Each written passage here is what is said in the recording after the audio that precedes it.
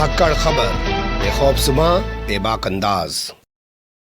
धाकड़ खबर में आपका स्वागत है। मैं आपके साथ हूं अकरम रईस खान। दो घटनाएं उत्तर प्रदेश में ऐसी हुई हैं जिस पर बहुत बात होनी चाहिए, लेकिन जैसा कि आप जानते हैं आज मीडिया की क्या स्थिति बनकर रह गई है या मीडिया ने अपनी स्थिति क्या बना ली है, तो उस वजह से उन मुद्दों पे बात नहीं हो पा रही है।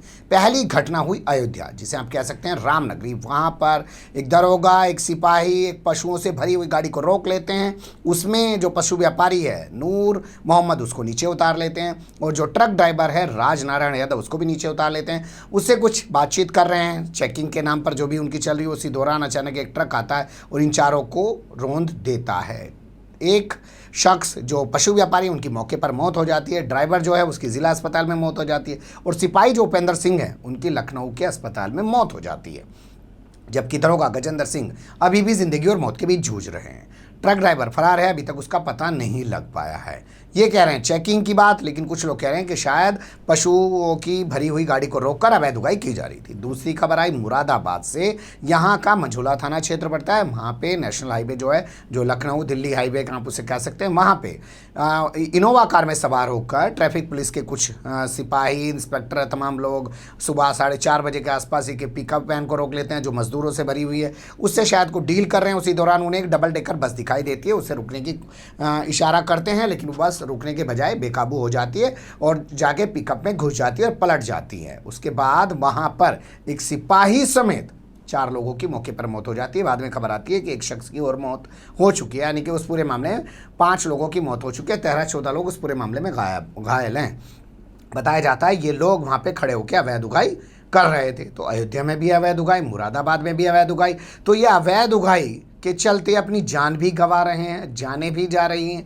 तो ये सब चल क्या रहा है उत्तर प्रदेश में, इस पे बात होनी चाहिए। तो इसके बहुत सारे पहलू उभरते हैं। एक पहलू ये अवैध उगाई का उभरता है। दूसरा ये जो 2 लोग सिपाही अब इस दुनिया में नहीं रहे, या जो वो आम लोग इस दुनिया में नहीं रहे हैं, उनके बारे में क्या होना चाहिए। और तीसरा, क्या ये इत्तेफाक है कि दोनों जगह पे ट्रक चढ़ा दिया गया, या जानबूझ के ड्राइवर्स के अंदर कुछ ऐसा गुस्सा है कि पुलिस वाले रोकने की कोशिश कर रहे हैं तो ट्रक ही चढ़ा दो उनके ऊपर। ऐसा कुछ हो रहा है क्या? इन्हीं के आसपास अपनी बातचीत को रखने की कोशिश करेंगे। हमारे साथ हैं विजेंदर यादव जी। मैं इनका एक लंबा चौड़ा इंटरव्यू आपके सामने पहले जूम के जरिए रख चुका हूं, लेकिन आज ये दिल्ली पहुंचे, इत्तेफाक से बात हुई तो मुझे लगा कि आज इनको स्टूडियो बुला लिया जाए। तो स्टूडियो पहुंच चुके हैं और इन्होंने अपनी एक राजनीतिक पार्टी भी बना दी है और पुलिस में एक लंबा वक्त इन्होंने गुजारा है, और शायद ये इस बार 2022 के चुनाव में आपको नजर भी आ सकते हैं। लेकिन हम फिलहाल बात करेंगे इन दोनों घटनाओं को लेकर। विजेंदर जी, ये बताइए, ये जो दोनों घटनाएं हुई हैं सर, इसको लेके आपका पहला रिएक्शन क्या हो सकता है? देखिए साहब, पहला रिएक्शन तो हमारा ये है कि ये घटनाएं जो हुई हैं मुरादाबाद में, ये बहुत दुखद घटना है। और इंस्पेक्टर अपने आदेश से सिपाहियों को लेकर के वसूली के लिए गए, ये बहुत ही शर्मनाक और बहुत ही दुख का विषय है। और सबसे बड़ा दुख का विषय, इंस्पेक्टर इतना संवेदनहीन है कि वो सिपाही की डेड बॉडी को वहीं छोड़ के भाग गया। जबकि मानवता ये कहती है कम से कम डेड बॉडी को मतलब जो है उसका सम्मान करते हुए, उसको यथोचित सम्मान देते हुए उसको ले जा कर के उसका क्रियाकर्म वगैरह करवाना चाहिए था, और वो वहाँ डेड बॉडी छोड़ के भाग गया। इसी तरह से अयोध्या के बारे में भी बताना चाहता हूँ कि ऐसा ही सब इंस्पेक्टर कर्मचारियों को लेकर के वो भी चेकिंग कर रहा था। और उगाही का मामला है, जहाँ तक आप कह रहे हैं, तो उगाही के मामले में ये उत्तर प्रदेश में, पूरे प्रदेश में कम से कम 100 करोड़ से ऊपर की उगाही हर प्रति माह की जाती है। और उस पर जो है हमने माननीय मुख्यमंत्री को लेटर भी लिखा है और कहा भी है कि आप जो है इस पर जांच करिए। उस पे हम आएंगे, क्योंकि आपने एक FIR भी दर्ज कराई और वो कई 100 करोड़ के घोटाले का इन्होंने आरोप लगाया है। उस पर भी बात करेंगे, पिछले इंटरव्यू में भी उस पर बात कर चुके हैं, आज विस्तार से उस पर बात करेंगे। लेकिन अभी चलते हैं फिलहाल मुरादाबाद वाले उस घटना पे। इंस्पेक्टर का भाग जाना अपने सिपाही को छोड़कर, ये क्या दिखलाता है? इंस्पेक्टर ये अपनी उपस्थिति वहाँ दिखाना नहीं चाहता था, मुकदमे से बचना चाहता था, क्योंकि अगर वो वहाँ रहता तो शायद उस पर और ज्यादा कार्रवाई हो सकती थी। क्या सोच के साथ वो भागा होगा वहां से, क्या लगता है आपको? वो सिर्फ यही सोच के भागा है कि हमारी उपस्थिति यहाँ ना दिखाई दे और सिपाही कर रहे थे, लेकिन वो बच नहीं पाया और उसके खिलाफ मुकदमा कायम हुआ और उसके खिलाफ कड़ी से कड़ी कार्रवाई की मैं आशा करता हूं कि कड़ी से कड़ी उसके खिलाफ कार्रवाई क्या की आपको लगता है सिर्फ ये इंस्पेक्टर जो हैं थानों पे बैठे हुए, या जो ट्रैफिक में इंस्पेक्टर हैं, ये अपने सिपाहियों से, अपने दरोगाओं से ये उगाही करा रहे हैं, या ये उगाही का नेटवर्क नीचे से लेके ऊपर तक चल रहा है और जो आईपीएस हैं वो भी इसमें इन्वॉल्व हैं? जी हाँ, आईपीएस तो इन्वॉल्व हैं ही है। यहाँ तक कि ये सारी उगाही जो जनता से की जा रही है इसमें डीजीपी तक सम्मिलित हैं। नहीं तो हमारी समझ में आता है कि मैं 100 करोड़ का आरोप लगा दूंगा, आरोप तो हमारी समझ में आता है कि ये 200 करोड़ से भी ऊपर का है प्रति माह का। और ये इसके लिए मैंने लिखा है माननीय मुख्यमंत्री जी को, सीबीआई जांच की मांग भी की है। और अगर ये मांग नहीं होगी तो माननीय उच्च न्यायालय से इसका आदेश कराया जाएगा, क्योंकि ये मांग की जाए जब तक जनता के साथ ये पुलिसकर्मियों का व्यवहार अच्छा नहीं होगा और ये अवैध वसूलियां करना, कर्मचारियों के साथ जो है कार्रवाई के नाम पर पैसा वसूली करना, इसका सारा दारोमदार जो है पुलिस उच्चाधिकारियों का है, पुलिस अधीक्षकों का है, थाना अध्यक्ष और इंस्पेक्टरों का है। इन्हीं की वजह से ये जो है कानून व्यवस्था सब गड़बड़ा रही है। कर्मचारियों के साथ अन्य अत्याचार, शोषण, भ्रष्टाचार हो रहा है। ठीक है, कुछ आपने भी राजनीतिक पार्टी बना ली है तो राजनीति का भी सवाल हो जाना चाहिए ना। आपने देखा होगा महाराष्ट्र में जो है ईडी ने भी नोटिस जारी कर दिया है अनिल देशमुख को कि आओ बताओ 100 करोड़ रुपए की उगाही कैसे करवा रहे थे, क्योंकि आपने जानते ही हैं वहाँ के जो पुलिस कमिश्नर हैं परमवीर सिंह, उन्होंने खुलासा किया जिसके बाद उनको कुर्सी तक छोड़नी पड़ी। क्या आपको लगता है महाराष्ट्र में ऐसी खबरें आती हैं तो मुद्दा बनती हैं मीडिया में, मीडिया उनको दिखाता है? उत्तर प्रदेश में आप इतना बड़ा आरोप लगा रहे हैं, आपने बाकायदा एक एफआईआर दर्ज कराइए, वो मुद्दा नहीं बन पा रहा है, क्या इसलिए क्योंकि यहाँ भाजपा की सरकार है? जी हाँ, भाजपा की सरकार होने की वजह से मुद्दा नहीं बन पा रहा है। और उसमें जो मुलजिम हैं डीजीपी बिजलाल जी, वो भाजपा से राज्यसभा मेंबर भी हैं। तो भाजपा जो है अगर विरोधी के ऊपर कोई वो होता है तो बड़ी जल्दी एक्शन में आती है। कर्मचारी का मामला हो तो बड़ी जल्दी एक्शन में आती है कि भ्रष्टाचार कर लिया, और अधिकारियों का मामला है तो उसमें चुपचाप बैठी है। चलिए मैं आपके याद दहानी के लिए एक चीज़ दिला देता हूँ, याददाश्त आपकी ताज़ा करा देता हूँ। ग्रेटर नोएडा, नोएडा के नाम से जिसे आप जानते हैं, असल में उस ज़िले का नाम गौतम बुद्ध नगर है। वहाँ के एसएसपी वैभव कृष्ण एकदम ईमानदार, पैसे के मामले में, कैरेक्टर के मामले में उन पर कुछ सवाल खड़े हुए, वही एक अलग मुद्दा है। तो उन्होंने बाकायदा खुलासा किया कि जितने ये एसएसपी हैं ये पैसे दे के पोस्टिंग पाते हैं और फिर उसके बाद ये ज़िलों में थानों और चौकियों को बेचते हैं, उसके ज़रिए लाखों कमाते हैं। हालांकि उनको वहां से हटा दिया गया और उन अधिकारियों पर अभी तक कोई कार्रवाई नहीं हुई, जिसमें से एक का नाम अजय शर्मा भी है, जिसको एनकाउंटर स्पेशलिस्ट बताया जाता है। वो खुलासा जो है, क्या उस खुलासे को लेकर आपने देखा कोई बेचैनी पुलिस में है, कोई हंगामा सरकार में है? क्या वो कितना बड़ा खुलासा था जो वैभव कृष्ण ने किया था? जी हाँ, वैभव कृष्ण जी बहुत ही ईमानदार और बहुत ही कर्मठ अधिकारी हैं। वैभव कृष्ण ने जहाँ भी रहे हैं वहाँ वसूली बंद कराई है। वो वाराणसी में भी रहे, उन्होंने भी अपना नंबर दे रखा था, अगर कोई इस तरह वसूली वाली बात हो तो वो हमें तो सूचित करे।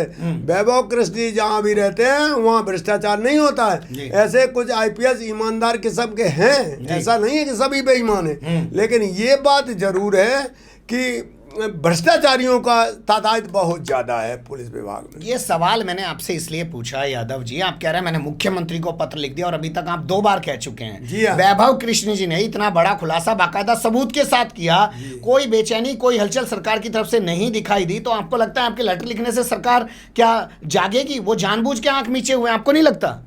देखिए, सरकार को जागना पड़ेगा। इतनी बड़ी वसूली है, ये मुद्दा बनेगा, माननीय उच्च न्यायालय में याचिका दायर होगी और जब वहाँ से न्याय आदेश हो जाएंगे जांच के तो इन्हें जांच करना पड़ेगी। और यहाँ तक कि और इनको अपनी कुर्सी भी छोड़नी पड़ेगी महाराष्ट्र के गृह मंत्री की तरह। तो ये विपक्ष भी इसको मुद्दा बना लेगा, सारे विपक्ष बना लेगा। और रक्षक जन मोर्चा पार्टी का तो मुद्दा ये है ही अन्याय, अत्याचार, शोषण, भ्रष्टाचार और बेरोजगारी समाप्त करके नया राजनीतिक परिवर्तन लाने का तो मेरा संकल्प ही है। ठीक है, आपका संकल्प है, चलिए वो सिद्धि तक भी पहुंचे। भाजपा वाले स्टाइल में बात कर लेते हैं ना, संकल्प पे सिद्धि की ओर, वो सिद्धि तक भी पहुंचे। लेकिन आप खुद वो एक इंस्पेक्टर रहे हैं और अभी आपने कहा कि वो इंस्पेक्टर इंस्पेक्टर जो है वो उगाही करवा रहे हैं। पर मुझे लग रहा है जो इल्ज़ाम लगाया जाता है कि यहाँ से डीजीपी तक सब कुछ चल रहा है, ऐसा नहीं है। हर किसी को नोएडा, ग्रेटर नोएडा में बंगला खरीदना है, हर दरोगा थानेदार को कार रखनी है, कहीं प्राइवेट में जो है एक अलग से फ्लैट भी रखना है, चश्मा रिबैन का यूज़ करना है, जूते और सिविल ड्रेस में रहना। आपको नहीं लगता कि खुद पुलिस वाले आज इतने जो है भौतिकवादी हो गए हैं कि उन्हें भी कुछ ज़रूरतें हैं, इसलिए वो उगाही करते हैं? नहीं नहीं, ये बिल्कुल नहीं मैं मान सकता हूँ। इसकी उगाही जो है, हमारे कर्मचारी 95% तो डेड ऑनेस्ट हैं। रहा 5% का बात, तो 5% के जो कर्मचारी हैं वो अधिकारी उन पर दबाव दे के वसूली करवाते हैं, और अगर वो वसूली नहीं करते हैं तो उनके खिलाफ दंडात्मक कार्रवाई होगी कि उच्च अधिकारी को आदेश की अवहेलना इन्होंने की है, इसलिए इनके खिलाफ 14 की कार्रवाई की जाती है। क्या आप कोई प्रैक्टिकल बता सकते हैं? आप भी खुद पुलिस में रहे हैं, आपसे कहा गया कि कभी उगाही करवाई है? बिल्कुल उगाही करवा के ये लिफाफा जाता है। अच्छा। मैं खुद पुलिस विभाग में रहा हूँ। हाँ। एसएसपी को लिफाफा जाता है, सीओ को लिफाफा जाता है, डीआईजी को लिफाफा जाता है, एडीजी तक तो मैंने देखा है।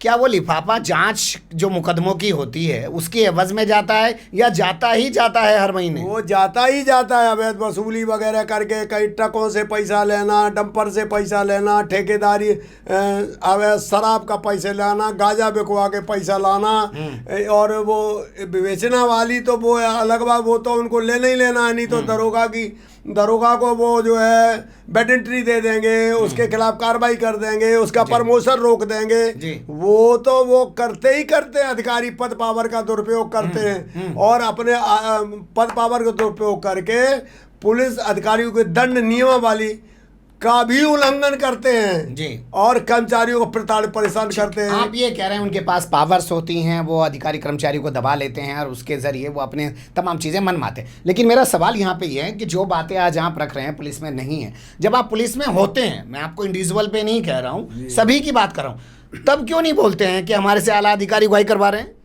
देखिए सर, मैं जो है पुलिस विभाग में था, और 84 से करके सदैव अधिकारियों का विरोध किया है मैंने, और 2009 में भी हमने जो है, जब मैं पुलिस में था, थाना जमनिया में पोस्ट था, गाजीपुर में था, तब भी मैंने अधिकारियों की अवैध वसूली का विरोध किया है।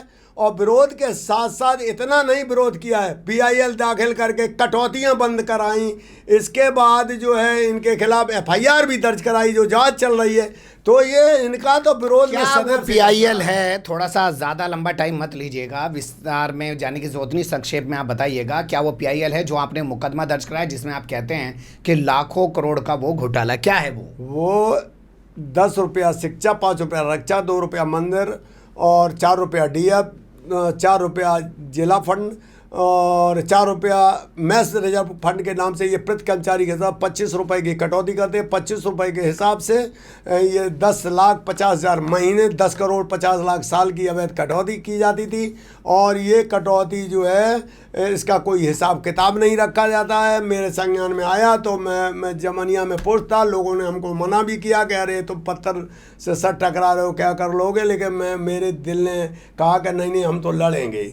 और हमने PIL दाखिल की 68,426 2010, उसमें कटौती बंद के आदेश हुए। जब कटौती बंद के आदेश हुए तो हमने सोचा ये अवैध कटौती है, तो हमने उठा के मुकदमा लिखवा दिया 0693। और कितने करोड़ का जो घोटाला है वो आपके 5 अरब 25 करोड़ का घोटाला है ये। 5 अरब 25, सन 1961 से कटौती कर रहे हैं। 525 करोड़ का घोटाला? हाँ जी हाँ, 525 करोड़ का घोटाला। जी हाँ, 5 अरब 25 करोड़। जी हाँ, वही 525 करोड़ का घोटाला आप बता रहे हैं, और आपने FIR दर्ज करा दी है। कितने दिन FIR दर्ज हुए वो हो गए, और क्या उसमें कोई जांच हो भी रही है? उसकी जांच कर रहे हैं SSI कोतवाली, उदय शंकर मिश्रा कर रहे हैं, वो फाइल को दबाए रखे। IPS की जांच एक दरोगा कर रहा है? जी हाँ, कह रहे हैं कि हम इसमें कुछ नहीं कर पाएंगे, भाई हमारे बस की नहीं है। इसके संबंध में मैंने मानी उच्च न्यायालय। क्या मजाक नहीं लगता आपको कि IPS की जांच एक दरोगा कर रहा है? जी हाँ, ये तो मजाक तो लग ही रहा है, लेकिन हमने याचिका दायर कर रखी है कि इसकी CBI स्वतंत्र एजेंसी से जांच कराई जाए। और इसी संबंध में जो ये घोटाला हो रहा है 100 करोड़ का, कल थाने थाने से वसूली हो रही है, पुलिस अधीक्षकों द्वारा, थाना अध्यक्षों द्वारा कराई, इसकी ही मैं जांच कराने के माननीय उच्च न्यायालय की शरण में जा रहा हूँ। और ये तो मैं घोटाला कटौती बंद करा के ही मानूंगा। कहीं ऐसा तो नहीं है क्योंकि आपने एक राजनीतिक पार्टी बना ली है, अब जानबूझ के उत्तर प्रदेश की पुलिस को बदनाम करने के लिए, क्योंकि आदित्यनाथ योगी का राज है, ये तमाम एलिगेशन लगा रहे हैं? नहीं, ये हम कोई एलिगेशन, जो भी एलिगेशन में लगाऊँ 100% सही लगा रहा हूँ। इसकी जांच कर ली जाए, चाहे मीडिया कर ले, चाहे जज साहब कर ले, चाहे सीबीआई कर ले, पुलिसकर्मी खुद चिल्ला चिल्ला के बताएंगे। आपको एक ताज़ा उदाहरण दे रहा हूँ मिर्ज़ापुर का। मिर्ज़ापुर में पुलिसकर्मी ड्यूटी पर मौजूद थे। लॉकडाउन संपूर्ण उत्तर प्रदेश में शनिवार इतवार को होता है। इतवार के दिन जो है डीएम चंदौली पहुंचे और उनसे कहा कि भाई हमको दर्शन करने 18-20 आदमी लेकर के पहुंचे। तो कर्मचारियों ने, चूंकि डीएम चंदौली थे, उनके दबाव में आके उनको दर्शन कराने चले गए। इतने में वहाँ एक पंडा लोग आ गए, बोले हमारे लोगों को भी दर्शन कराओ 15-20 आदमी को लेके। तो वहाँ मनोज नाम का एक पंडा है, बहुत बड़ा क्रिमिनल है, उसमें 15 मुकदमे भी हैं। अच्छा। इससे पहले सुरक्षा प्रभारी एक मिश्रा जी थे, उनको भी मार चुका, 1 महीना इलाज चला तब वो ठीक हो पाए। अरे इसके बाद जब वो आया तो अभी लेके, तो पुलिसकर्मी ड्यूटी में मौजूद थे, लॉकडाउन का पालन करवा रहे थे। तो वो दरोगा अजय यादव के थप्पड़ मार दिया उसने। जब थप्पड़ मार दिया अजय यादव के, तो पुलिसकर्मी वहां रुके थे, उन्होंने उसको रोका। तो अब देखिए, बड़ा मतलब हमें तो बड़ा अचंभा होता है। कप्तान लिख रहा है कि आप संपूर्ण लॉकडाउन था, आप संपूर्ण लॉकडाउन में मनोज नाम के पंडा आया अपने लोगों को लेकर के और आपने उसको रोका और इसलिए अभद्र व्यवहार के आपको निलंबित किया जाता है। अगर उसको तो इनाम मिलना चाहिए था, लेकिन इनाम तो छोड़ो, बाद की बात। साधु जी सत्ता में बैठे हैं, सीएम जो हैं वो साधु हैं उत्तर प्रदेश के, आप साधुओं को पीटेंगे पुलिस वाले होके, तो बचेंगे कैसे? अरे साधुओं को पीटा कहाँ है? पीटा होता तब तो कार्रवाई होती, तो हम उसका सपोर्ट करते कि भाई पुलिस कर्मियों ने गलत किया। पुलिस कर्मी उनको रोक रहे थे, लॉकडाउन का पालन करवा रहे थे, तो नियमानुसार। खबर तो यही है कि पुलिस वालों ने मारा और एसएसपी ने उनको सस्पेंड कर दिया। सस्पेंड वो यही तो एसपी की गलती है कि एसपी को जांच करना। सीसी फुटेज पे हाथ तो पंडा ने पहले उठाया है ना उसके ऊपर, जब पुलिसकर्मियों ने उसको रोक दिया तो नियम ये था, पहले तो डीएम के खिलाफ कार्रवाई हो के, वो लॉकडाउन को उल्लंघन किया, मुकदमा कायम हो, डीएम को सस्पेंड करना चाहिए था मुख्यमंत्री जी को कि आप डीएम होते हुए और लॉकडाउन का उल्लंघन किया आपने।